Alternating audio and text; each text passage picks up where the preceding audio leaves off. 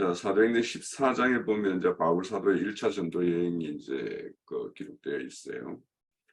자, 거기 내용에 보면 이제 13장에서부터 실질적으로 이제 여행의 기록이 이제 1차 전도 여행이 시작이 되는데, 14장 1절에서 7절에 보면 사도들의 증거를 듣고는 사도들을 따르는 자와 유대인들을 따르는 자들로 이렇게 두 무리로 이렇게 나누어지는 모습을 볼 수가 있고요.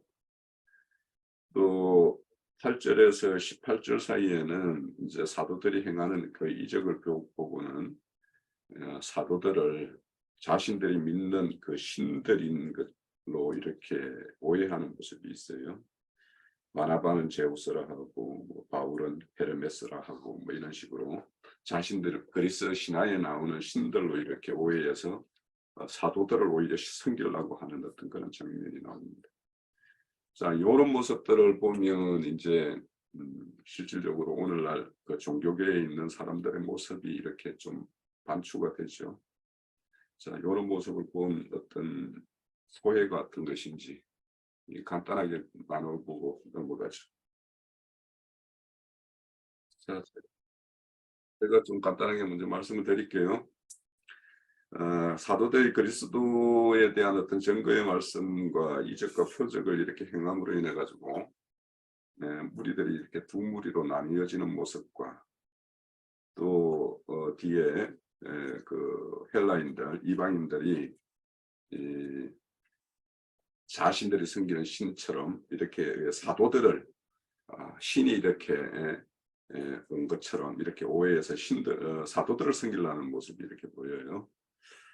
그래서 우리가 이렇게 오늘도 이 시간에 우리가 모여서 이렇게 말씀을 추구하는 이유는 이렇게 진리 지식이 이렇게 장비되어 있기 전에는 누구나 자기가 기존에 알고 있는 그런 어떤 소견대로 하나님이 이런 하나님 아닐까 이렇게 이제 여기는 거죠.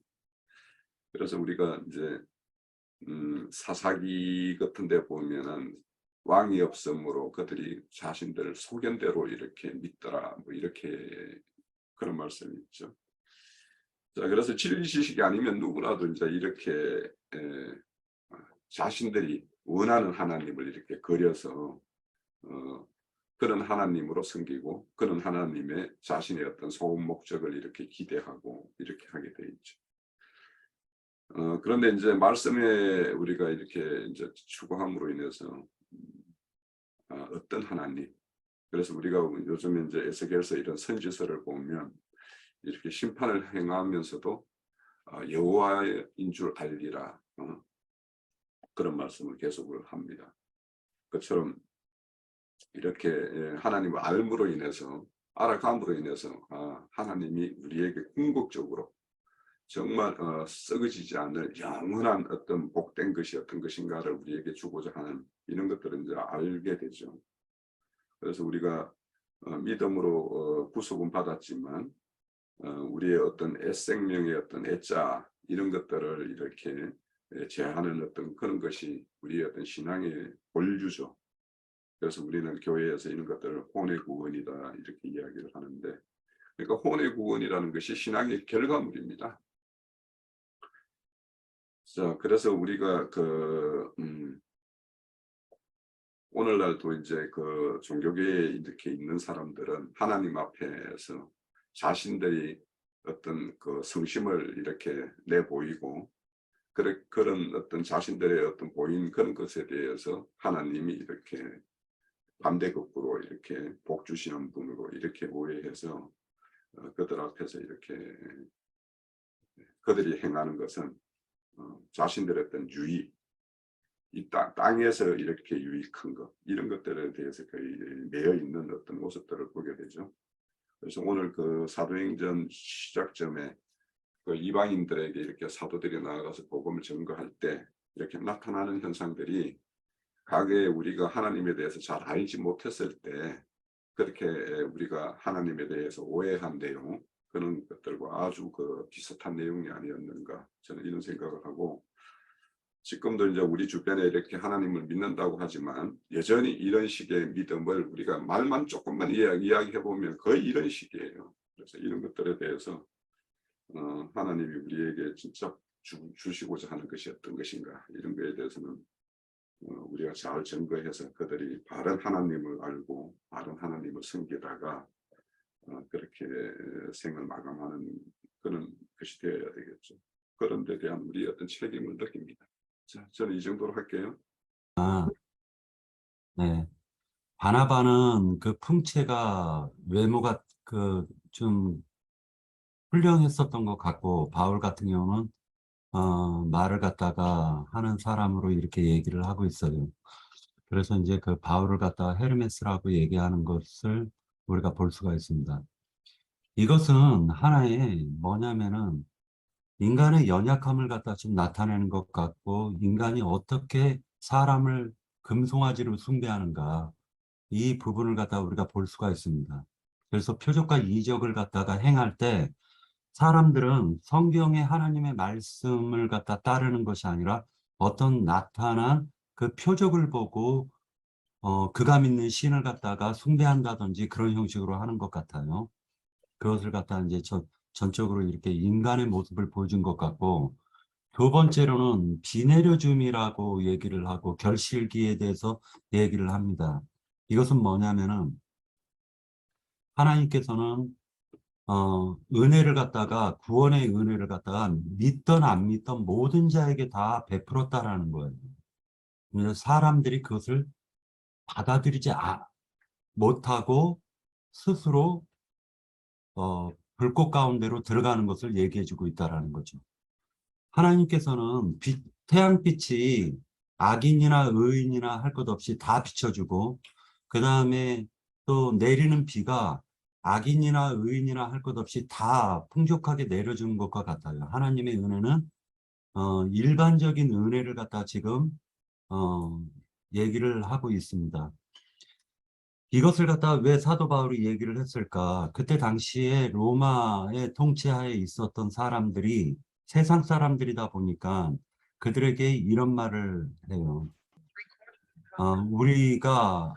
우리는 여러분과 같은 성경을 가진 사람이라고 얘기를 하면서 증언하기를 17절에 그러나 자기를 증언하지 아니하신 것이 아니니 하나님께서 모든 이방인들에게 자기를 갖다 나타내 주셨다라고 얘기를 하면서 곧 여러분에게 하늘로부터 비를 내리시며 결실기를 주시는 선한 일을 하사 음식과 기쁨으로 여러분의 마음에 만족하게 하셨느니라 라고 얘기를 하고 있습니다. 결과적으로 그들이 하나님을 믿지 않았지만 하나님께서는 불신자들에게까지 그 음식과 기쁨, 그리고 그 선하신 그 하늘의 비를 내려서 풍족한 음식을 갖다가 믿지 않는 자들에게도 제공을 하신 것을 갖다가 얘기를 하고 있어요. 그래서 이것을 갖다가 일반적 은혜라고 얘기를 하고 있습니다. 세 번째, 지나간 세대의 모든 민족으로 자기들의 길들을 가게 방임하셨다. 이게 4장 16절에 나오는데, 14장 16절에 나오는데, 하나님이 지나간 세대에는 모든 민족으로 자기들의 길들을 가게 방임하셨으나 라고 얘기를 하는데, 실질적으로는 사람이 하나님을 갖다가 받아들이지 않고 그 하나님께서 말씀하시는 걸 청종하지 않았기 때문에 실질적으로 방임하셨던 것이지, 실질적으로는 하나님께서는 끊임없이 은혜를 내려주셨죠. 그 가운데서 아브라함이 그 음성을 들었던 것이고요. 그래서 아브라함은 그 음성을 듣고 하나님께 순종을 했었던 것이고요. 그리고 그 순종한 그 결과가 가나안 땅으로 가게 됐다라는 거예요. 이런 모든 것이 그 성경에서 얘기하고 있는 일반 은총입니다. 믿던 믿지 않던 하나님께서는 그들을 갖다 보호하시고 하나님께서는 그들을 항상 생각하신다. 이것은 그래서 우리가 복음을 증거해서 그들을 갖다가 세상 가운데서 빼내야 된다. 이거를 얘기하고 있는 것으로 보여집니다. 예. 네, 지금 박영재님이 그 14장 두 번째 질문지까지 이렇게 다루어줬어요. 그래서 이제 사도들이 자신을 섬기려고 하는 그런 이방인들에게 일반적인 내용, 그러니까 누구나 이렇게 언택을 받고 있는 비례의 주심과 결실기를 주심, 이런 내용으로 이제 하나님의 어떤 베푸심 내용들을 이렇게 설명을 해요. 그래서 이제 이런 것들과 우리가 이제 교회 중에서 이제 비밀한 것들, 이제 또 이렇게 비유법으로 이렇게 하나님께서 말씀하시고, 또 주님도 이 땅에 오셔서 비유로서 이렇게 많은 말씀을 하셨는데, 이런 비밀한 것들을 아는 것과 일상적인 것에 대한 어떤 내용, 이런 것들이 우리 믿음과 관련해서 어떻게 연합을 잘 이루고 있는가, 이런 거에 대해서 이제 제가 한번 여쭤본 내용인데, 그렇죠. 우리가 이제 누구라도 이제 믿거나 믿지 않거나 그와 상관없이 하나님이 베풀어 주시는 이런 어떤 분복이라고 하죠. 그런 것들을 이렇게 누리고 사는 것이 이제 우리의 일상인데, 근데 저는 이제 이런 것들을 오늘 이런 말씀을 보면서 한 가지 생각한 게 어떤 거냐 하면, 교회에 처음에 와서 이렇게 우리가 누리고 사는 것들이 다 이렇게 하나님이 베풀어 주신 어떤 은총이었다라고 그렇게 생각을 하고 했는데, 이제 우리가 좀 더 성경의 어떤 깊이 있는 내용들을 이렇게 추구하다 보니까 그냥 일상적으로 우리에게 베풀어주는 이런 거에 대한 어떤 감사를 상대적으로 좀 잊고 사는 면이 없지 않아 있지 않는가, 이런 생각을 하게 됐어요. 그래서 이제 우리가 그 계시록에도 보면은 에베소 교회에서 대해서 첫사랑을 잃었다, 이렇게 잊어버렸다, 이런 말을 해요. 그럼 그 첫사랑이 뭐였을까? 우리가 처음에 교회에 와서 이렇게 예수님께서 이 땅에 오셔서 행하신 것이나, 또 금방 이런 내용처럼 이렇게 누구에게나 이렇게 베풀어 주시는 이런 것들에 대해서 참 감사를 이렇게 많이 했던 것 같은데, 오히려 우리가 어떤 지식적인 면으로 이렇게 나아가다 보니까 이런 상대적으로 이렇게 감사를 잊고 사는 것은 아닌가, 이런 생각이 좀 들었어요. 그래서 우리가 그런 것들도 좀 회복해야 될 필요가 있다. 제 개인적으로는 그렇습니다. 그렇게 좀 생각이 들었고요. 자, 여기 사도행전 14장 16절에 보면은 지나간 세대들에게 모든 민족은 자기 길을 가도록 이렇게 방임하셨다. 이 말씀은 이게 이제 시편 81편 12절에 보면 사람들이 완악해서 그대로 내버려 두셨다, 이런 말이거든요. 그런데 이제 거기에 덧붙여서 이렇게 말씀하시는 것을 보면은 자기를 정언하지 아니한 것이 아니니, 이렇게 말씀을 해요. 그러면서 이제 하늘 비를 내려주고 결실기를 준 이런 일상적인 말씀을 합니다. 그런데 이제 우리 로마서 1장 19절 20절 이런 데 보면 창세로부터 보이지 않는 것들을 그리스도의 영원한 능력을 이렇게 만물들에게 분명하게 보여 알려주셨다, 이렇게 말씀을 하고 있어요. 그래서 우리가 어떤 계절이 바뀌고 계절에 따라서 이렇게 만물의 어떤 펼쳐지는 어떤 현상들이 바뀌는 것, 이런 것들을 보면서도 우리가 하나님의 행사가 어떤 것인가 이렇게 충분히 이제 알 수 있는 것인데, 그런데 이제 여기에서 말씀하시는 것은 이제부터는 이렇게 방임하지 않겠다라는 거에 방점이 있는 거죠, 결국에는. 그래서 이스라엘 백성에게는 하나님의 법이 모세를 통해서 율법을 주어졌지만, 이방인들에게는 그냥 그 사람 자신들의 어떤 양심의 법에 이제 이렇게 작동되게끔 이렇게 되어 있었던 거죠.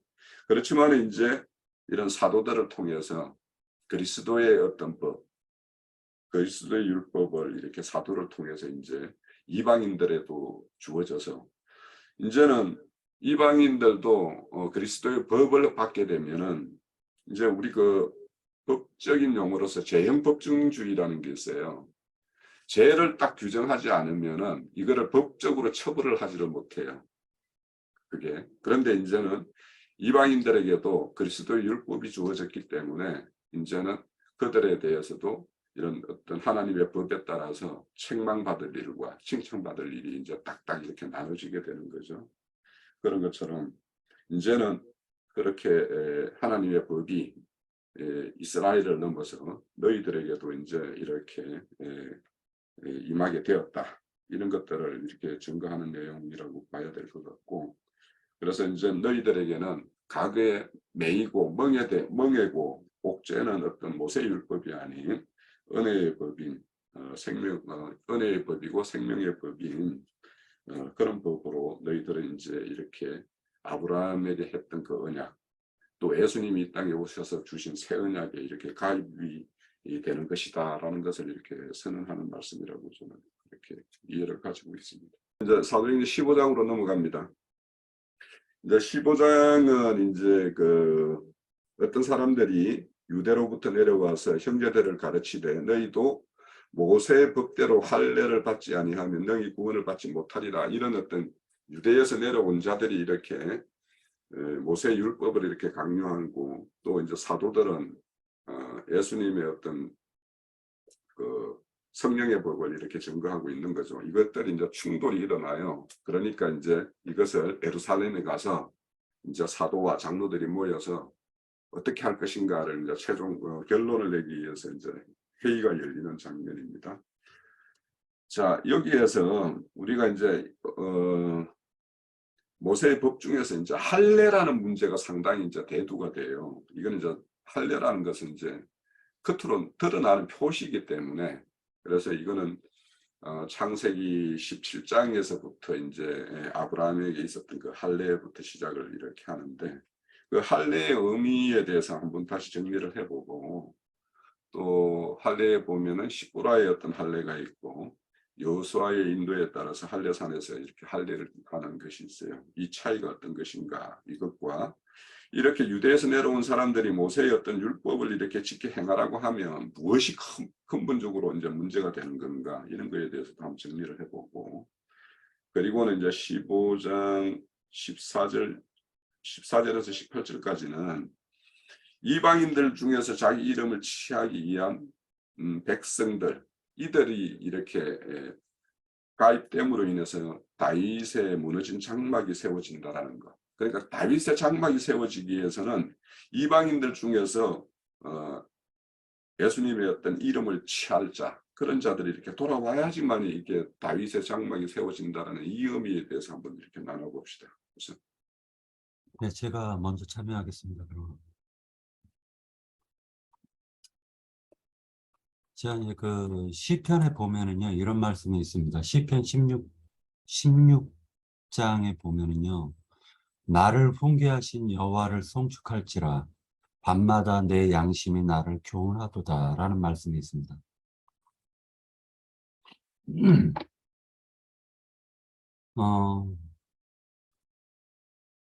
원래 그 겉사람으로서 행할 수 있는 것은, 겉사람이 취하는 것은 겉으로 드러난 행실을 갖다가 주장하고 그것을 갖다 따를 수밖에 없습니다. 그런데 거듭난 새 사람을 통해 가지고는 어떤 역사가 벌어지냐면은, 하나님께서 그 양심, 살아난 양심의 소리를 듣게 하신다라는 게 특징이죠. 육신의 생각은 우리들이 전부 다 알고 있지만은, 영의 생각이라는 것은 양심에서 들리는 소리라고 저는 생각하고 있습니다. 그래서 성경은 어떤 말씀보다도 마음을 갖다 굉장히 중요하게 여기고 있어요. 그래서 마음 가는 곳에 몸도 가고, 그리고 또 하나님께 선한 양심을 갖다가 그 교훈을 받아들인 사람은 선한 행실을 할 수밖에 없어요. 성경이 주장은 그렇게 하고 있는 것입니다. 그런데 모세의 손 할례를 갖다 행한 자들은 위선적인 행위로 거칠애를 하려고 든다라는 거예요. 그것이 바로 거듭난 새 사람과 속 사람과, 즉 새 사람과 옛사람의 차이점이라고 볼 수가 있죠. 그래서 마음에서 우러나와 가지고 하는 어떤 행실이라도 똑같은 행실이라고 해도 마음에서 우러나와서 하는 행실과 그렇지 않고 사람에게 보이려고 하는 행실이 다른 것과 같이 할례도 똑같습니다. 성경 사도 바울은 이때 당시에 디모데를 할례를 시켰지만 실제로 사도 바울이 로마서에서 얘기하기로는 할례는 고린도 전서인가요? 후서에 보면 할례는 마음에다 행하는 것이다 라고 기록하고 있습니다. 네, 여기까지입니다. 저 할례라는 것은 십보라의 할례는 유대인들이 그 표면적 할례를 말하는 거고, 이게 사도 바울이 영적인 것, 여호수아가 저 길갈에서 할례를 주는 것은 영적인 마음과 귀의 할례를 주는 것이죠. 참 할례. 그렇기 때문에 여기 고린도전서 7장에 보면은 7장 18절에 보면은 할례자로서 부르심을 받은 자가 있느냐? 무할례자가 되지 말며 무할례자로 부르심을 받은 자가 있느냐? 할례를 받지 말라. 할례 받는 것도 아무것도 아니요 할례를 받지 아니한 것도 아무것도 아니르되 오직 하나님의 계명을 지킬 따름이니라. 각 사람의 부르심을 받은 그 부르심대로 그대로 지내라. 그리고 갈라디아에서 보면은요. 갈라디아에서 5장 보라 나 바울은 너에게 말하노니 너희가 만일 할례를 받으면 그리스도께서 너희에게 아무 유익이 없느니라. 내가 할례를 받는 각 사람에게 다시 증언하노니 그는 율법의 전체를 행한 의무를 가진 자라. 율법 안에서 의롭다함을 얻으려 하는 너희는 그리스도께서 끊어지고 은혜에게서 떨어진 자로다. 내가 성령으로 믿음을 따라 의의 소망을 기다리노니 그리스도 예수 안에서 할례나 무할례나 효력이 없으되 사랑으로서 역사하는 믿음뿐이니라. 그렇게 말씀하셨거든요. 그런 게 표면적 할례, 유대인들이나 그 이방인은 또 무할례자들이잖아요. 할례나 무할례나 아무 유익이 없다. 그리스도 안에서 다만 믿음뿐이다. 그러니까 할례를 그 표면적 할례를 주장한다면 그리스도께서 죽은 것이 헛된 것이잖아요. 이게 믿음으로 그 마음과 귀의 할례를 받아야 되는 것이지 표면적 예표적으로 그건 예피잖아요. 그 모세의 율법의 할례는 그 마음 영적인 마음과 귀의 할례를 받는 건 예표적인 것이죠. 예, 제가 이어가겠습니다. 창세기 17장에서 하나님이 그 이름을 아브라함이라는 이름을 주시고 그 다음에 언약을 합니다. 그 하나님께서 언약을 하시면서 말씀하시기를 너는 내 앞에 행위 완전하라 이렇게 말씀하시는 언약을 주십니다. 그래놓고 로마서 4장 11절에 보면 그 할례를 뭐라고 해석했느냐면 무할례 시에 믿음으로 된 의를 인친 것이다 이렇게 했어요. 그러니까 이 할례는 뭐냐? 너는 믿는 자라고라는 표라 이 얘기를 하는 거죠. 그러면 우리가 할례를 가지고 이게 이제 조금 우리가 입에 올리기 굉장히 불편해하시는 거룩하신 분들은 그러신데 이 할례가 생식기에다가 하는 거잖아요. 그러면 할례를 하지 않으면 할례를 한 것과 안 한 것의 차이는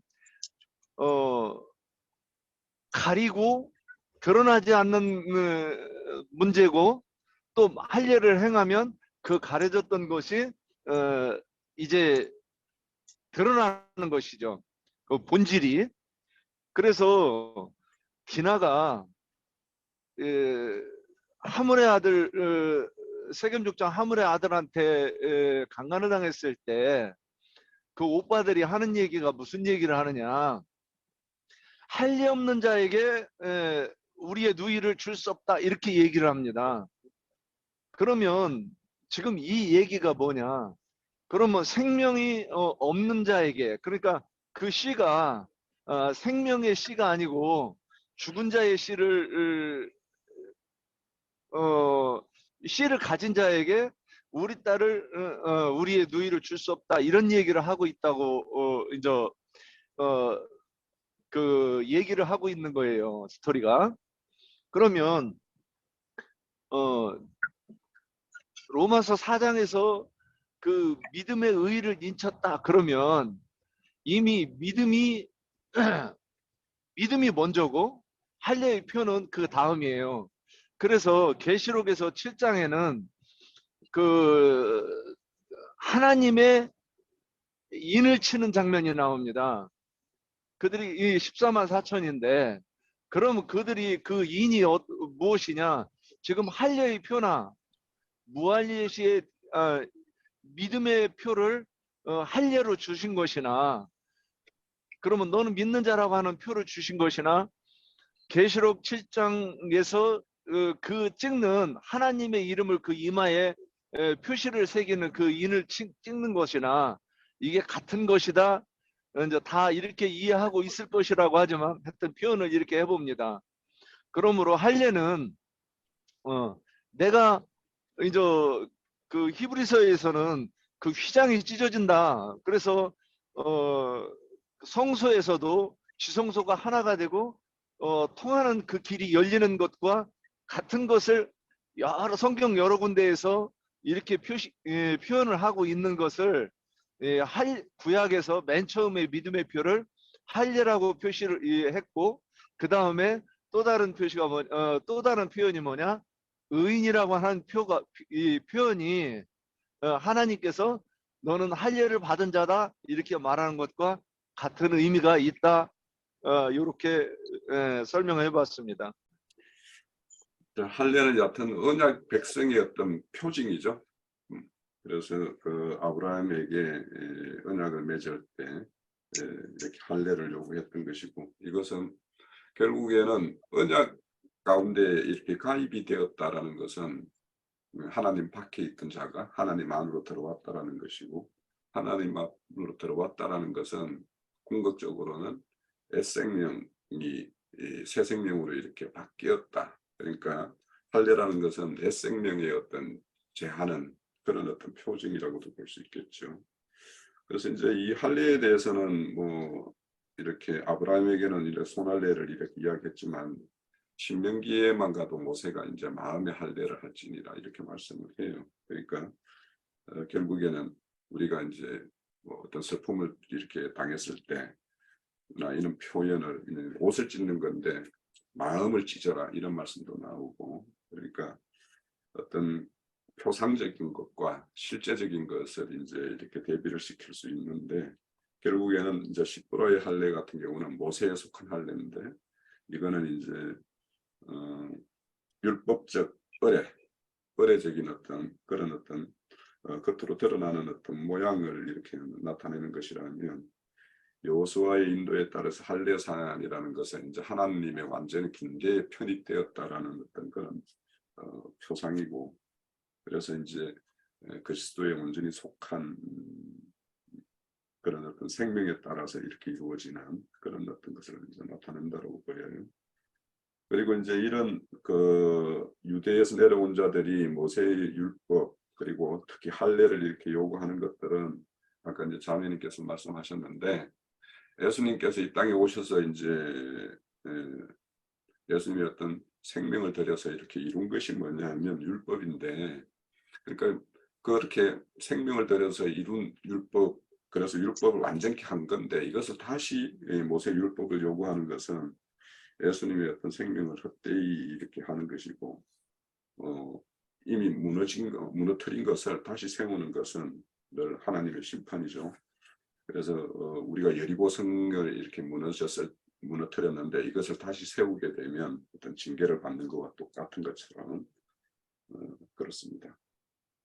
또 이제 제가 아까 질문지 중에서 이방인들을 이렇게 취해야지만이 이 다윗의 장막을 짓는 일에 대한 어떤 질문지 내용을 이렇게 말씀드렸는데 이거에 대해서 별도의 어떤 증거가 없었어요. 혹시 이거에 대해서 생각해 보신 거 있으시면 요거는 따로 한번 증거를 해 보시죠. 결국에는 이게 우리가 13장을 할 때 유대인과 이방인들 사이에 그런 어떤 복음적 구속사적인 관계 이런 것들에 대해서 우리가 나눌 때 이거와 함께 묶어서 한번 다뤄봅시다라고 했던 내용이거든요. 예, 제가 말씀드리겠습니다. 요한복음 그 1장을 이렇게 이제 강론하는 걸 들어보면 거기에 구약의 동안에서 이제 요한의 세례를 받고 동안에서 요한의 제자가 되어 있던 사람들 중에 5명의 제자가 예수님께로 나와서 제자가 됩니다. 그러면 그들은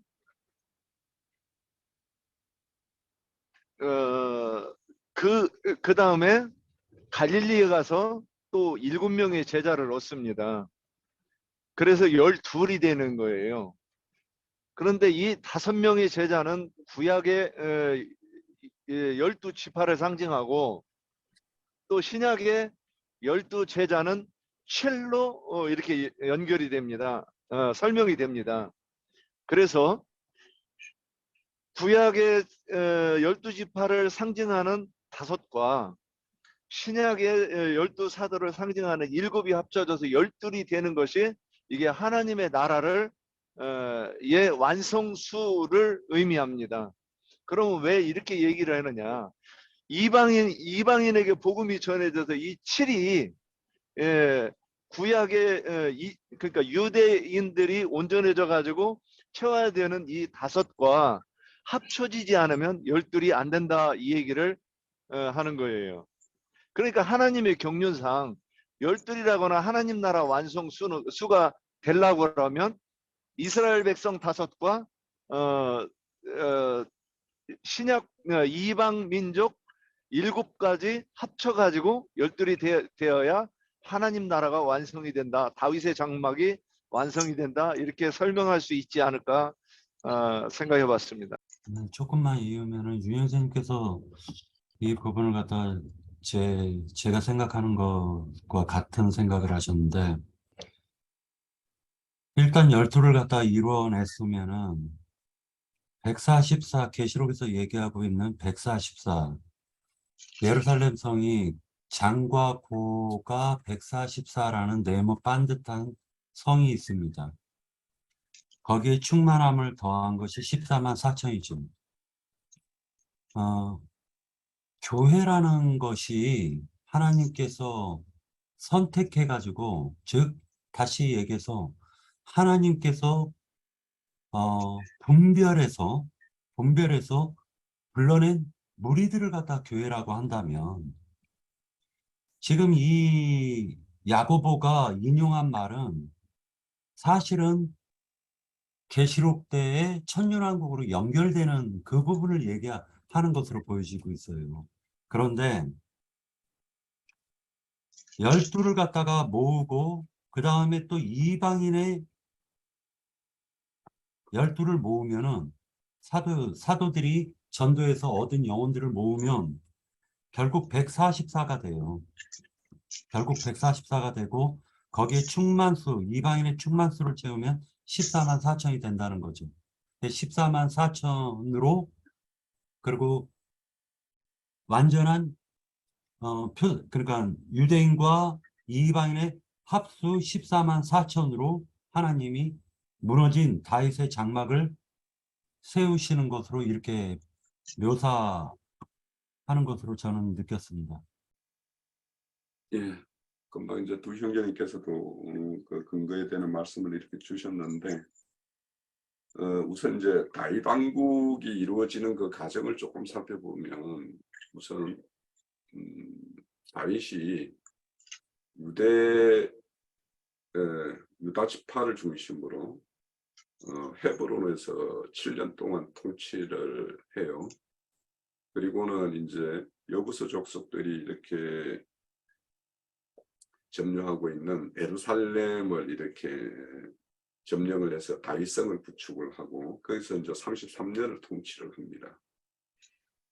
그런데 이제 다윗이 그 33년 동안 이제 통치 과정에서 그 영토 확장을 어떻게 하냐면 그 여호수아서 1장에 그 군대장이 이렇게 여호수아에게 말씀하시는 것처럼 그 땅, 그 지경 이거를 거의 다 다윗이 이렇게 점령을 해요. 그래서 남쪽으로는 애굽 있고, 그러니까 북쪽으로는 이제 유브라데, 동북쪽으로는 유브라데. 그래서 이런 그 거대한 이렇게 땅을 이렇게 점유하고 그렇게 다윗 왕국을 이렇게 완성을 시킵니다. 그래서 이것은 이제 결국에는 이스라엘 민족이 이 가나안 땅에 있는 가나안 족속들도 완전히 복속을 시켜버리고, 그리고는 이제 그 주변에 있는 블레셋이다, 모압과 암몬이다 이런 나라들도 다 조공을 받는 나라로 이렇게 다 복속을 시키고요.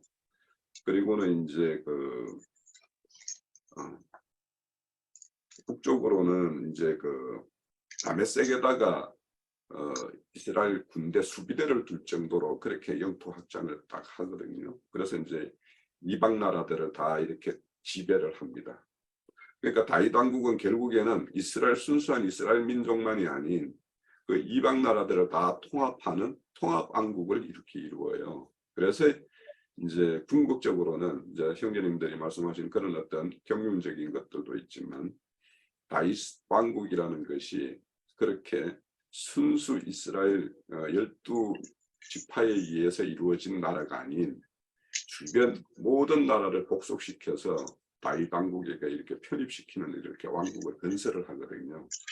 그래서 이제 결국에서는 여기에서 말씀하시는 것은 이방인들에게 의해서 이방인들 중에서 그 이름을 취하는 자들 이런 자들을 얻어서 결국은 그렇게 얻어야지만이 다윗이 이루었던 그 왕국의 완성의 어떤 모형을 이렇게 말씀하신다고 보고, 그것이 이제 우리 시대 이 시대에 이방인들의 어떤 복음 전도로 인해서 하나님으로 이렇게 편입시키는 이런 일들로 이제 이렇게 완성될 것.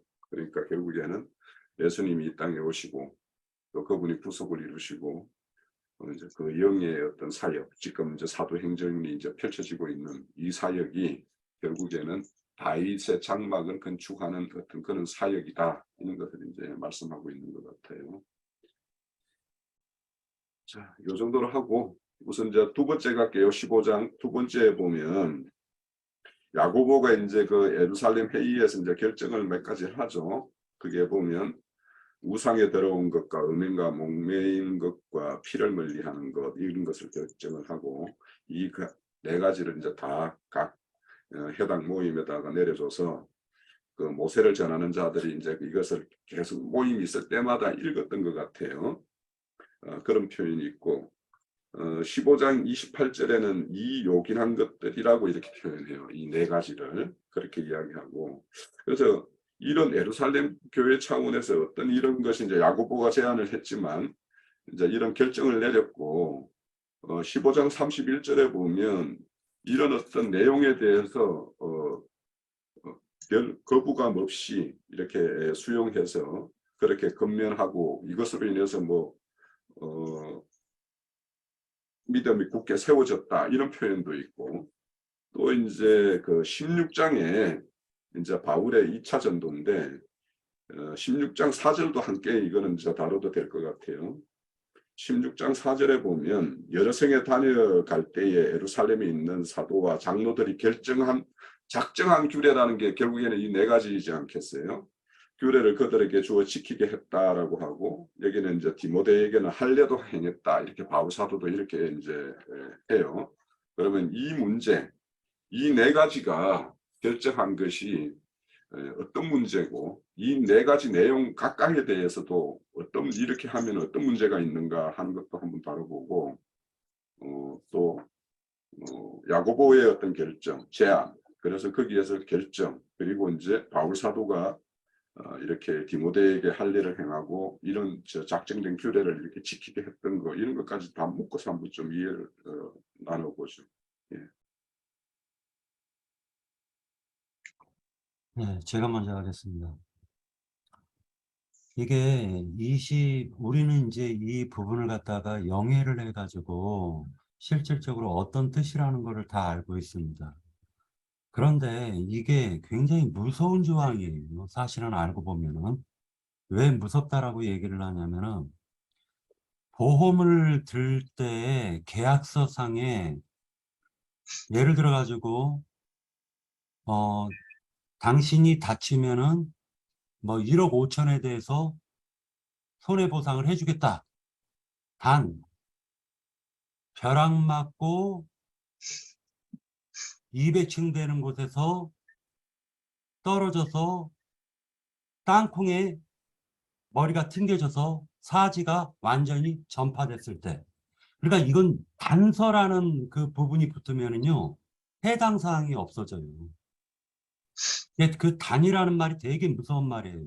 법적 조항으로도 단 이러이러한 경우에는 제외가 된다 하면은 그 단이라는 것 때문에 유전무죄가 되고 무전유죄가 됩니다. 이 단서 조항, 야고보가 집어넣은 이 단서 조항이 결국 누룩이에요. 결국 누룩입니다. 왜 이것을 갖다 제가 이제 강력하게 얘기할 수가 있냐면은, 예수님께서 오신 목적과 전혀 다르기 때문이에요.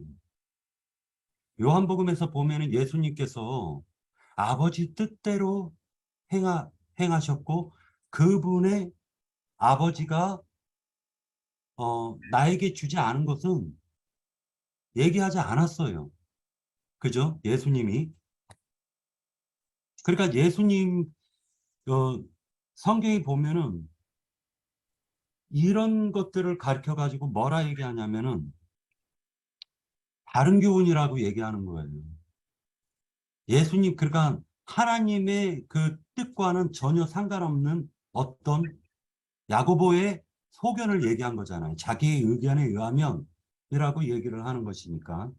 그래서 이거는 누룩이다라고 저는 바라보고 있습니다. 또 짧게 얘기하자면은 계시록 2장 15절에서 보면 니골라당의 교훈이 있고 발람의 교훈도 있습니다. 결과적으로는 뭐냐면은 이건 다른 교훈이에요. 예수님의 뜻과는 전혀 상관없는 교훈들을 갖다가 집어넣는 겁니다. 그 이유가 뭐냐? 그 이유가 21절에 보면 이는 예로부터 각 성에서 모세를 전하는 자가 있어 안식일마다 회당에서 그 글을 읽음이다. 그래서 모세의 교훈을 따르는 자들이 있기 때문에 그들의 비율을 맞춰주려고 이러한 조항을 갖다 집어넣는데, 결과적으로 이 조항 때문에 어떻게 됐느냐. 사도 바울이 가는 곳곳마다 모세 율법을 회방하는 자다 하고 핍박을 받게 되는 동기가 되는 거예요. 결국에는 이 단서 조항 한 가지 때문에 결국 사도 바울이 이들에 의해서 이들을 십자가에 말 그대로 거치는 돌들이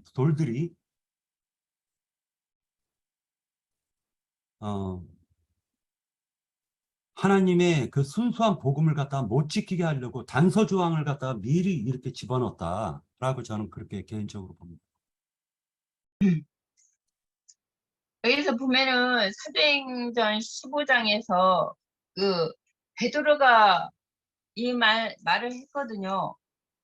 또 마음을 아시고 하나님의 우리에게와 같이 그들에게도 성령을 주어 증언하시고 믿음으로 그들의 마음을 깨끗게 하사 그들과 우리와 차별하지 아니하셨느니라. 그런데 지금 너희가 어찌하여 하나님을 시험하여 우리 조상들과 우리도 능히 매지 못하던 멍에를 제자들에게 목에 두려느냐. 그러나 우리는 우리가 동일하게 주 예수의 은혜로 구원받은 줄을 믿노라 하니라. 그렇게 베드로가 분명히 이 말을 전했거든요. 근데 그 야고보가 그랬어요.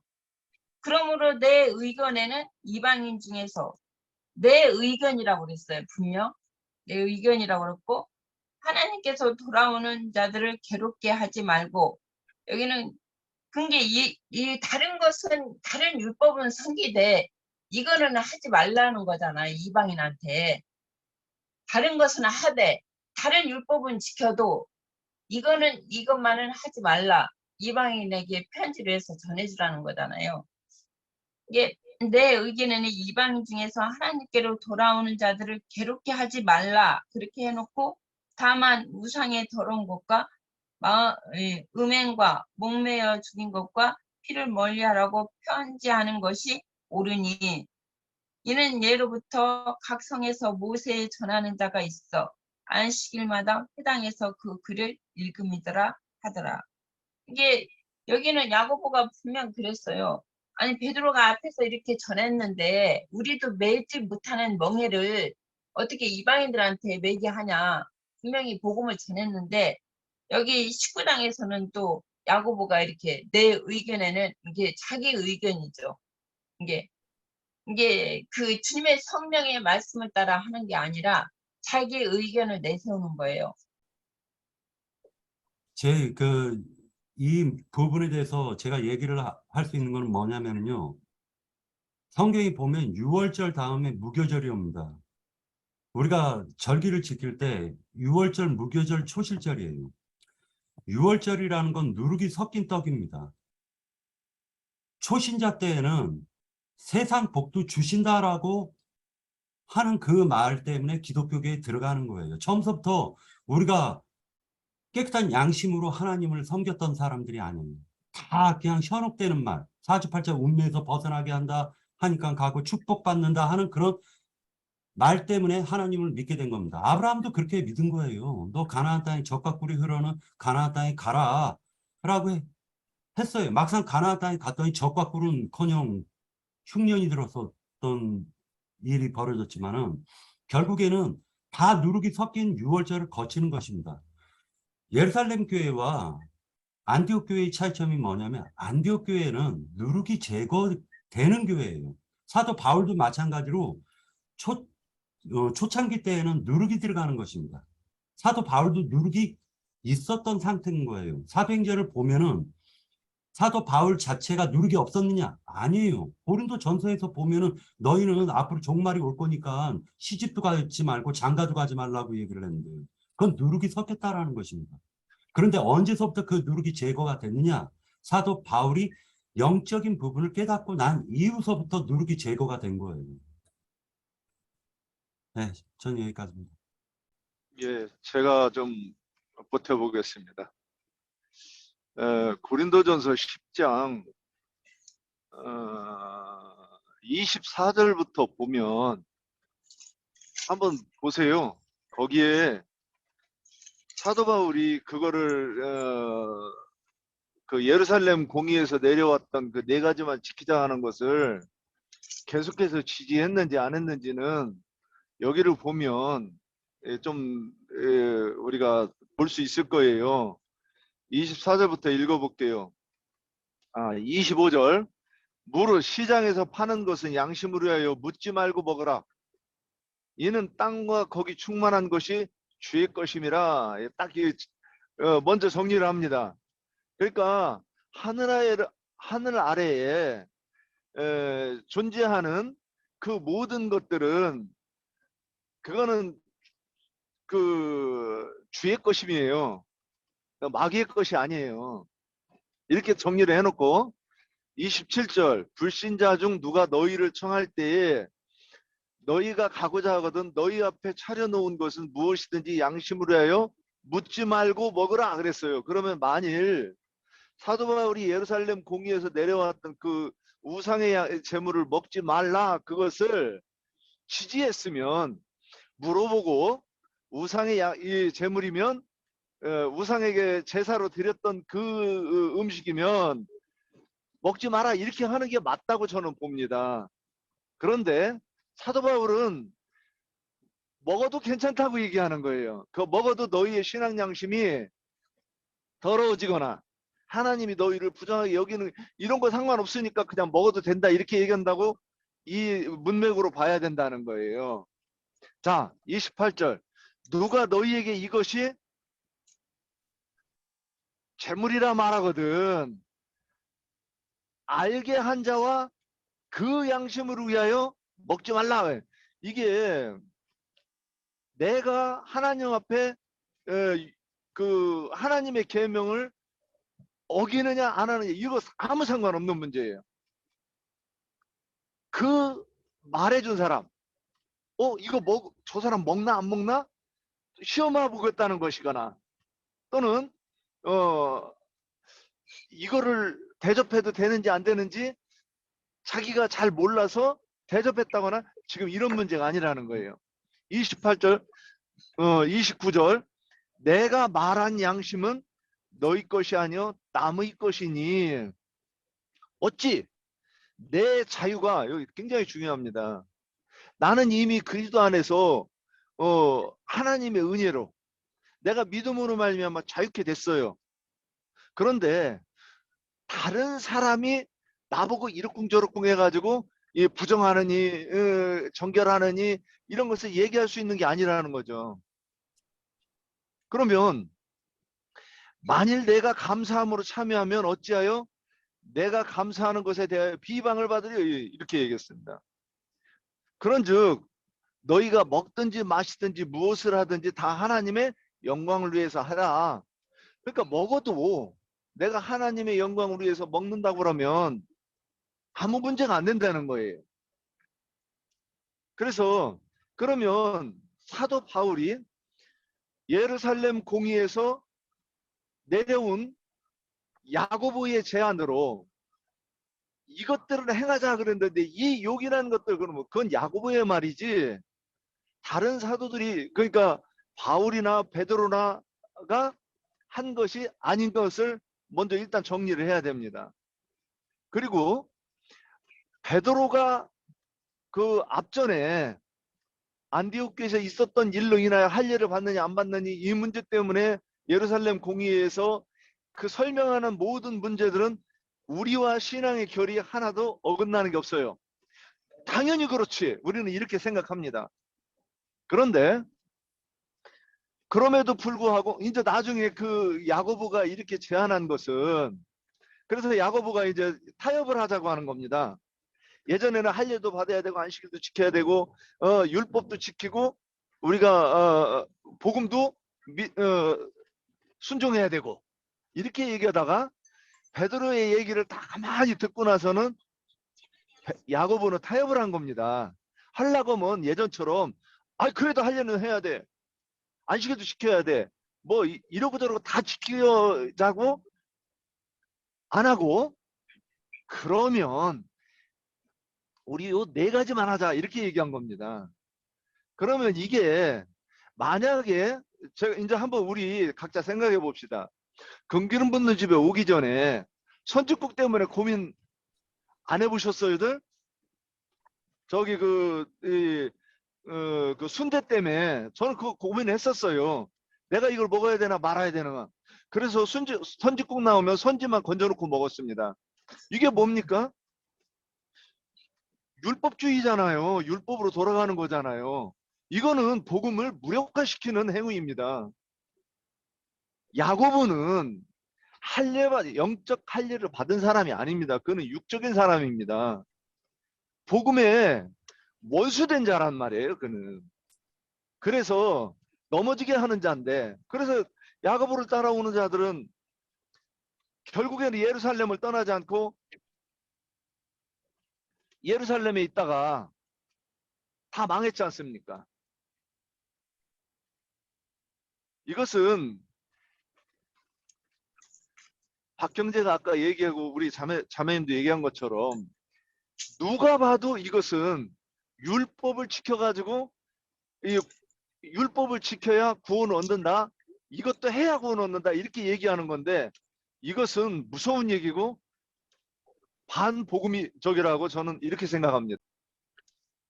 자, 금방 형제님이 여러 거 이제 이렇게 말씀을 주시는데 이제 이렇게 채물을 취하는 것에 대해서는 당연히 이제 바울 사도 자신은 이제 그거 먹는 것이 아무 문제가 없다라고 그랬어요. 그런데 그 재물을 먹는 것이 문제가 되는 연약한 믿음이 있는 자들의 그 양심을 내가 더럽힐까 하는 것에 대해서는 앞서서 이제 8장 고린도전서 8장에서 유념을 시켜요. 그런 자들이 있으면 그런 자들 앞에서는 이렇게 재물을 취하여 먹지 말아라 이렇게 말씀을 해요. 자, 우선 이제 저는 이제 이 부분을 요번에 이제 미주교회 유행자님도 무슨 모임 가운데서 이제 요 부분을 말씀을 하셨더구만요. 그래서 이제 이 내용들을 우리는 이제 이 부분이 영적인 해석을 한다라면 굉장히 이게 네 가지가 굉장히 중요한 부분이라고 생각이 돼요. 그러니까 우상을 섬기지 않고 않는 것이거나 또 음행하지 않는 것이거나 이제 뭐 피를 제하여 먹는 거는 이제 애생명을 제하여 버리고 그렇게 이제 취하여야 한다라는 거. 그래야지만이 하나님이 이렇게 허명하실 수 있다라는 거. 또 피는 생명이니까 이렇게 살육을 하는 거. 그러니까 이거를 이제 이런 율법의 어떤 조문 형식으로 취한다라면 이제 우리가 금방 말씀하신 대로 율법은 모든 걸 완성했는데 일부만 살려두는 것은 큰 문제가 되죠. 그런데 이제 여기에 바울 사도도 여기 보면 이제 할례도 행했다고 그래요. 이것도 이제 보면 그의 아버지가 헬라인이기 때문에 유대인과 이렇게 함께 이렇게 합류해서 이렇게 해당의 어떤 모임을 이렇게 이끌고 하기 위해서는 할례가 있는 것이 오히려 이제 유익했겠다. 그 당시에는 그렇게 판단을 했겠죠. 자, 그래서 이제 저는 이제 이런 것들이 예루살렘 교회 차원에서 이렇게 야고보가 일방적으로 거기에 이제 총회장이니까 일방적으로 혼자서 결정을 했을까? 그러면 여기에 보면은 16장 4절에 보면 사도와 장로들이 작정한 규례라고 이렇게 되어 있어요. 그러면 그들도 이제 이렇게 동의를 했다라는 거예요. 그러면 그 당시 사회에 이런 어떤 것들이 너무 이 무절제하고 어떤 그런 어떤 시대적인 어떤 상황이 있어서 저는 이런 사도와 이런 장로들이 어떤 그런 이런 것들을 결정을 하지 않았는가. 물론 이것을 계속 이제 선지서 아닙니다. 설신서에 가면 이런 것들을 다 지켜 행해야 된다 이렇게 말하지 않아요. 그래요. 그래서 이제 저도 바울 사도가 초기에 때는 이런 복음에 대한 어떤 온전한 이해가 부족했을 때에다가 있었고 또 그래서 이런 할례도 했을 거라고 믿고 이제 최종 로마에 이렇게 압송될 때는 그런 어떤 것을 행함으로 인해 가지고 위험을 모면하고 뭔가 이렇게 로마에 가서 뭔가 해야 될 일이 있기 때문에 이렇게 죽음을 무릅쓰고 이제 예루살렘에 올라갔고 또 거기에서 로마까지 이렇게 가는 여정에는 어떤 그런 과정이 필요했기 때문에 어떤 동의를 한 부분도 있을 수 있겠죠. 그래서 그런 부분도 이제 있다고 생각하는데, 그런데 이제 우리는 우선 이 부분은 저는 이제 영적으로 해석을 한다라면 이 네 가지가 굉장히 좀 중요한 것이고 우리 신앙 과정에서는. 그런데 이제 이거를 율법 조문으로 이제만 이렇게 한정한다라면, 한정해서 요것만 이렇게 제한을 둔다라면, 율법을 다 온전히 하셨는데. 뭔가를 이렇게 지켜야 된다라는 것은 이렇게 형제님 말씀대로 뭔가 누룩을 남기는 것과 매 마찬가지라는 생각이 들고 그리고 이것을 각 해당에서 모일 때마다 모세를 전하는 사람들이 이게 읽었다라는 거예요. 이 네 가지를. 그래서 이제 이것들은 이제 이걸 보면서 오늘날도 이제 저는 이제 오늘날 교회의 이제 예배식을 보면 우리가 예전에 속했던 교회에 보면은 사도신경을 줄이고 주기도 동문도 소리 내어서 막 이렇게 읽고 막 이랬던 것 같아요. 그래서 그런 어떤 것들이 처음에는 어떤 것을 이제 이렇게 예배할 때 막 이렇게 읊고 뭐 이렇게 읽고 하면 그런 어떤 마음에 이런 이렇게 담는 어떤 그런 부분도 있는 것 같은데 어느 일정한 시간이 지나면 그냥 이게 거의 습관적인 어떤 단순한 예배 절차에만 이렇게 국한되어서 오히려 이렇게 그 뜻을 헤아리지 못하고 오히려 더 둔해지는 어떤 이런 문제가 있는 것 같아요. 그래서 이제 저희 교회에서는 뭐 이런 행위를 전혀 하지 않죠. 그런데 이제 우리가 이런 그 예배 형식처럼 이렇게 했던 어떤 그런 모습들도 우리가 과거에 지나왔던 교회들에서 있었던 일과 같은 어떤 그런 형식이고, 그래요. 여튼 저도 이 전체적인 내용에 대해서는 이렇게 뭔가 이렇게 남겨놓는 거에 대해서는 이렇게 했지만, 그 당시 사회에서 왜 이런 사람들이 그에 대한 어떤 거부감 없이 그런 것들에 대해서 우리가 처음에 우리가 교회 왔을 때 담배, 음주 뭐 이런 거에 대해서 우리에게 건면하는 것과 같은 그런 형태로 어떻게 받아들였던 것인가, 뭐 이런 생각을 좀 해보고, 전체적인 내용에 대해서는 뭐 형제님들과 뭐 의견을 달려야 되는 것 같습니다. 자, 우리 그 조금 속도를 내 가지고 사도행전 16장까지 다루고 갑시다.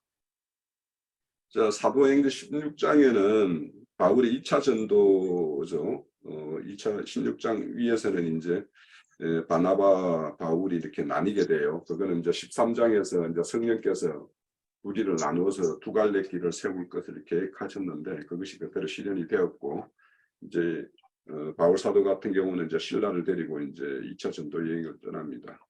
그래서 16장부터는 이제 2차 전도 여행이고요. 여기 보면 이제 그 행선지를 두고서 바울이 계획했던 것과 성령님이 계획했던 것이 이제 달라요. 그런데 거기에서 이제 한상까지 보여주죠. 그런데 이제 이 한상에 등장하는 사람을 이게 불특정 다수를 말하는 것일까, 특정한 사람을 말할까, 좀 많이 생각을 해봤거든요. 그래서 저는 이게 그 바울과 신라가 오게 갇혔을 때 간수가 이렇게 자살하려다가 오히려 이제 구원을 받고 그 집안도 온 구원을 받는 어떤 이야기가 나와요. 그래서 이 한상과 여기 등장하는 간수가 좀 뭔가 관련이 있는 거 아닌가, 이런 좀 연결이 돼요. 좀 강하게 좀 와요. 저는 그거에 대한 생각이. 그것도 한번 나눠보시고, 또 마게도냐 가면은 첫성 빌립보에서 이제 자색옥간 장수하는 루디아를 만나죠. 그런데 이 루디아가 하나님을 섬기는 자였다, 이렇게 이야기를 해요. 그러면은 이 루디아에게는 누가 이렇게 와서 하나님을 전했을까? 이게 모세 율법에 따라 유대식으로 이렇게 하나님을 섬겼던 사람이었는가, 아니면 사도들의 어떤 복음을 듣고 이렇게 하나님을 섬겼던 건가? 이거는 명확하게 이제 구분을 하지는 않죠. 그런데 이제 여기 보면 주께서 마음을 열어 바울의 말을 따르게 했다, 이런 말씀을 해요. 그러면 이 바울 사도가 증거했을 때 마음을 열었다라는 부분은 어떤 것일까, 과연 그런 것도 한번 생각을 해보게 되고, 자, 이 부분에 대해서 16장 전체적인 내용에 대해서 그냥 이렇게 바로 보고 넘어가죠. 이 한상에 보였던 한 사람이 특정인일까요, 불특정일까요? 예, 제가 하겠습니다. 계시록 12장에 보면 해를 옷 입은 여자가 나옵니다. 이걸 우리는 이제 여기에 대해서 많이 가르침을 받았으니까 이게 어떤 개인이 아니라고 그러는 것을 인정을 할 겁니다. 그 다음에 그 벽에 그린 붉은 사람이거나 말탄 준수한 자라고 하는 이 갈대아 사람들에 대해서 얘기할 때 그것이 개인인가 또는 이 어떤 그 단체인가, 이렇게 말하는 것을 우리가 생각해 볼 수 있을 겁니다. 그래서 이 환상 중에 나타난 사람은 성령님이 그런 환상을 보여주면 바울이 마게도냐로 건너가야 되는 거구나 하고 이렇게 바울이 해석할 수 있도록 그렇게 인도하심이지, 그게 어떤 개인일 수는 없다고 저는 이렇게 보여지는 거예요. 자, 그 다음에 그게 간수라고 얘기한다고 그러면 이제 예정론이 이게 성립이 되는 거예요. 하나님이 거기에 간수를 그러니까 간수가 구원받기를 예정이 됐든가, 이제 이렇게 볼 수 있는 거예요. 물론 그 간수가 왜 사마리아 여자 그러면 사마리아 건은 어떻게 할 거야? 사마리아 여자 건은 이렇게 얘기할 수가 있습니다. 다릅니다. 사마리아 여자는 물동이를 메고 그 물을 찾아서 헤매는 여자였고, 그래서 진리를 구하는 여자였고, 그 다음에 이 간수는 그런 전제적으로 어떤 제시되는 게 없어요. 그래서 베드로를 지키던 그 간수는 바울과 같은 간수를 못 만나가지고 저는 죽었다고 보는 거고, 그 다음에 이 바울을 지키던 그 간수도 베드로를 지키던 간수와 똑같았지만 만난 사람이 달라서 살았다, 이렇게 보는 거죠. 다만 그 바울이 기도와 찬송을 하는 것을 죄수들이 들었는데 간수도 들은 거 아니겠는가. 그래서 그들이 구원받을 수 있는 기회가 있지 않는가, 이렇게 봐야 되는 거지. 그걸 이 개인으로 보면 좀 복음적으로도 문제가 되고 그렇다고 봅니다. 이제 그 사도의 어떤 계획했던 것은 이제 아시아 쪽으로 이렇게 쭉 도는 것이었던 것 같은데, 이제 마게도니아 쪽으로 이제 하나님 성령께서 이제 인도하시기 위해서 첫날에 뭐 이게 어떤 시그널이 처음이었을까, 이런 일이 이제 사도의 어떤 뜻이 있고 성령님의 뜻이 있었을 때, 그럼 그 뜻은 이제 좀 반복적이지 않았을까. 그러니까 사도 계획의 일순간에 딱 이거를 딱 해서 예 알았습니다 하고 돌아선 게 아니라, 그러니까 어떤 그 환상을 보여주면서까지 이쪽으로 이제 이끌는 그런 어떤 과정들이 이제 있었겠다라는 생각이 들어요. 그래서 이제 결국에는 사도의 어떤 뜻이 성령의 뜻 앞에 이제 이렇게 굴복되어서 성령의 뜻대로 이렇게 행해지는 것이라고 보여지는데, 자 이제 이런 부분을 이제 간수가 이제 그거는 다시 그냥 생각을 해본 거예요. 이 환상이라는 것이 그냥 막연하게 한 사람, 여기 이제 한 사람이라고 이제 표현도 되어 있죠. 그러면 이게 막연한 사람일까 아니면 특정인일까 할 때 저는 이제 특정인 어떤 사람을 보여준 것일 것이다, 이런 생각이 이제 좀 이렇게 들어요. 이게 그러면 우리에게도 우리가 이렇게 하나님 앞에 이렇게 인도되는 그 가정에 보면 이런 가정이 없었을까? 이런 가정 없이 그냥 누구에게나 이렇게 전해지는 말들, 그 말들이 이렇게 온 것인가. 저는 이제 각자가 이렇게 우리가 믿음 가운데로 이렇게 나온 그런 가정들을 다 생각을 해보면, 그 순간에 그 사람을 못 만났다면 내가 지금 이 살고 있는 이 수원 쪽으로 이렇게 올라올 일이 있었을까, 이런 생각도 하게 돼요. 그 순간순간에 보면 만남의 어떤 인연이나 어떤 이런 것들이. 그러면 이런 어떤 그런 가정들이 누구에게나 동일하게, 이거는 여기에는 이제 특정하게 간수라고 이렇게 이제 간수라고 그 가정을 한다라면, 간수에게도 이렇게 하나님의 어떤 복음 증거를 듣게 하고 그래서 구원하게 하기는 어떤 그런 환경과 예비적인 어떤 그런 어떤 가정이 있었는가 하면, 우리 모두에게도 그런 가정이 있었기 때문에 우리가 이렇게 복음 안으로 온 것이지. 그러니까 지금 믿지 않는 사람들에게는 그러면 이런 것이 없느냐? 하나님은 계속 어떤 환경으로도 이제 주파수를 이렇게 던지고 있을 거, 동일하게 던지고 있을 것이고, 이런 가정은 있었을 것이다. 그래서 이제 여기에 이제 기록의 내용으로 보면 이제 이 한 사람이 루디아일까, 아니면 뭐 루디아를 만나게 하는 어떤 사건이었을까, 간수를 만나는 사건이었을까, 이런 걸 보면 루디아는 이렇게 보편적인 어떤 그런 믿음의 가정인 것 같은데, 이 간수 같은 경우는 굉장히 극적인 환경을 이렇게 조성을 해요. 그래서 이제 이런 어떤 그런 걸 생각을 해봤고, 그렇게 하다 보니까 형제님 말씀처럼 이게 애중론인가라고 하면 누구에게나 똑같은 이런 어떤 다른 사건과 환경, 뭐 사람, 이런 걸 통해서일 뿐이지 이런 가정은 누구에게나 있는 것이 아닌가, 그렇게 이제 저는 생각을 해봤고요. 그리고 이제 이 빌립보에서 만난 루디아 자매를 이렇게 하나님은 섬겼다라는 사람으로 이렇게 소개하는데, 바울의 어떤 증거를 듣고 주께서 그의 마음을 열었다라는 것은 결국에는 저는 이 루디아가 하나님은 아는데 어떤 식으로 알았을까.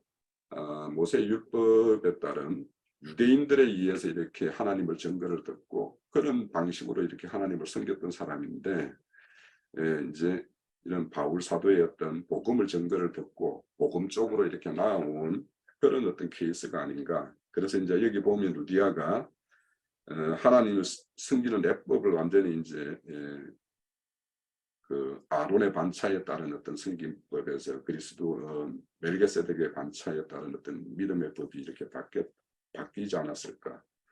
그리고 이제 조용히 혼자 섬기다가 그러니까 온 가족에게 이렇게 복음을 이렇게 하나님을 증거하고 온 집이 이렇게 구원 얻는 일로 이렇게 나아가는 것이 아니었는가.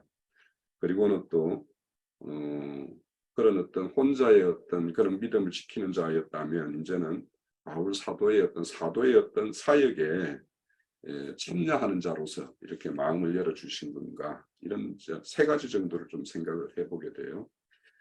그래서 이제 루디아 자매의 어떤 이런 믿음을 가지게 되는 어떤 과정에서는 하나님의 어떤 디아스포라라는 그런 유대인들을 온방에 이렇게 흩음으로 인해 가지고 이렇게 믿음의 어떤 전진 기지를 이렇게 구축한 그런 것들도 하나님의 어떤 행사도 이렇게 엿볼 수 있다 이런 생각이 들고 그 정도로 좀 정리를 했습니다. 예, 제가 루디아 자매 그 부분을 좀 언급해 보겠습니다. 저는 이 루디아가 이제 홍영재님 이런 질문을 하기 전에는 이 사람의 루디아가 있었지 이제 이럴 정도로 생각했지 이렇게 구체적으로 생각을 안 해봤어요. 그래서 다시 여기를 읽어보면 이 루디아 자매의 이 표상적으로 보여주는 몇 가지가 있어요. 첫째, 루디아 시에 있는 자색 옷감 장사로서 이렇게 이제 나와요. 그 다음에 하나님을 섬기는 루디아라 이렇게 나와요. 근데 이 루디아가 지금 저는 하나님이 이 사람이 어떤 사람이라는 거 보여주는구나 이렇게 봐요. 누가복음 16장에 거지와 나사로에서 그 부자는 부자와 거지 나사로가 나오는데 부자는 자색 옷을 입었다 이렇게 돼 있어요. 그러면 자색 옷감을 파는 사람이다 그러면 그의 신앙이 어떤 사람이라는 거를 지금 하나님께서 힌트로 보여주고 있는 거라고 보는 거예요. 그러면 그가 그 세마포 옷을 입어야 되는데 그게 맞는데 자색 옷을 입으면 그 유대인으로서 그 부자를 상징하고 그러니까 율법주의 신앙에 충만한 사람이라고 이렇게 여기서 묘사하고 있다고 보는 거예요. 그런 그가 바울의 말을 들었어요. 그러니까 이게 뭐냐면 바울이 전도하는 가르치는 이야기를 듣고 나서 그 바울이 루디아가 마음을 주께서 그 마음을 열으니까 이제는 이 영안의 눈이 열리고 바울이 하는 말이 복음으로 들리게 되니까 바울이 가르치는 말씀을 따랐다 이렇게 되어 있는 거예요. 그래서 그와 그 집이 다 세례를 받고 우리에게 청하여 이르되 만일 나를 주 믿는 자로 나를 주 믿는 자라 알거든 내 집에 들어와 유하라 하고 강건해서 이렇게 이제 이 루디아가 은혜 안으로 들어오는 그 과정도 설명하는 것으로 이렇게 이해가 됐습니다. 네, 짧게 얘기하겠습니다.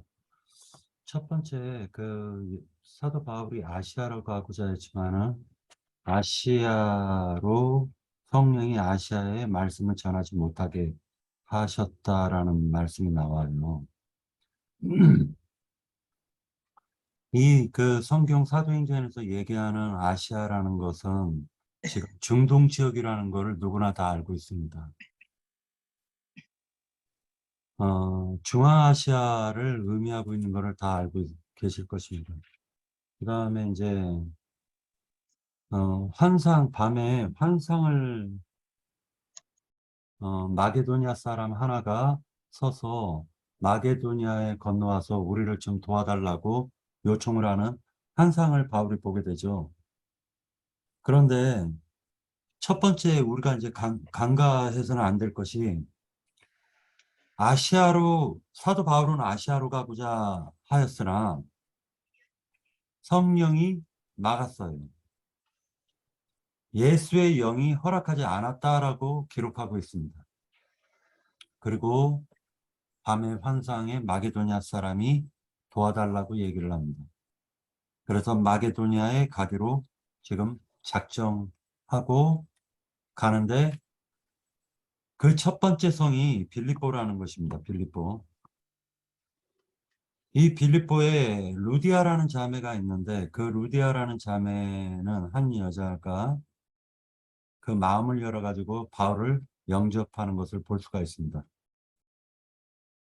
그러면 이 여자가 왜 바울의 말을 갖다가 듣고 마음을 열었는가라는 생각을 해볼 필요가 있는데 분명히 바울은 예수님이 전한 그 복음을 갖다가 그리고 예수님이 가르쳐준 그 교훈을 분명히 증거했을 거라고 보여집니다. 그래서 깨어있는 말 그대로 루디아가 바울을 갖다 영접하는 사건이 벌어졌고 그때 바울이 루디아 집에 유하면서 있었던 사건 중에 하나가 바로 이제 귀신 들린 여종이 점을 치는 귀신 들린 여종을 만나게 되죠. 그래서 감옥에 투옥되고 그리고 그 감옥에 투옥된 상태에서 기도 중에 착고가 풀리면서 지진이 나고 옥문이 무너지는 옥터가 움직이고 문이 곧 다 열렸다라고 기록을 하고 있는데 이것은 그 영해를 안 해도 분명히 다들 아시는 거니까 넘어가겠습니다. 그런데 여기에서 우리가 볼 수 있는 것은 제가 이제 한 가지 깜짝 놀랐었던 건 뭐냐면 31절이에요. 이르되 주 예수를 믿으라.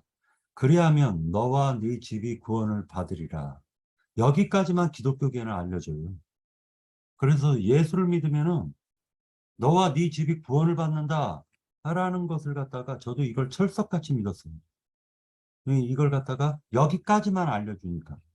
그런데 32절에서 보니까 이 말씀을 하고 난 이후에 주의 말씀을 그 사람과 그 집에 있는 모든 사람에게 전하더라 라는 이 부분을 빼버려요. 기독교계는.